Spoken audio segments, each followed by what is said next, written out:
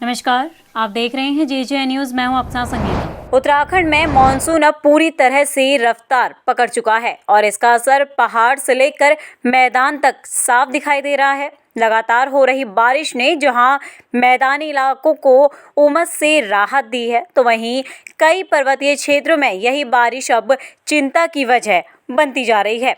मौसम विभाग ने लोगों से सतर्क रहने की अपील की है, क्योंकि अगले कुछ घंटों और दिनों में कई जिलों में भारी बारिश की संभावना बनी हुई है।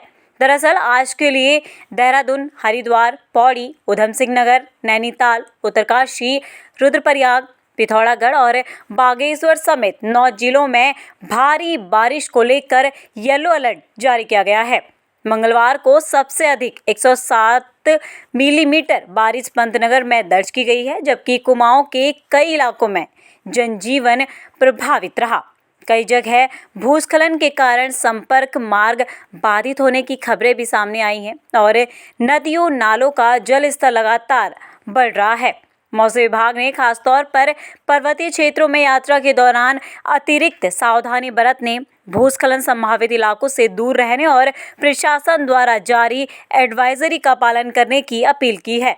फिलहाल प्रदेश भर में मानसून का ये दौर अभी जारी रहने की संभावना है। फिलहाल इस खास खबर में बस इतना ही। बाकी की तमाम खबरों के लिए आप बने रहिए जे न्यूज़ के साथ। धन्यवाद।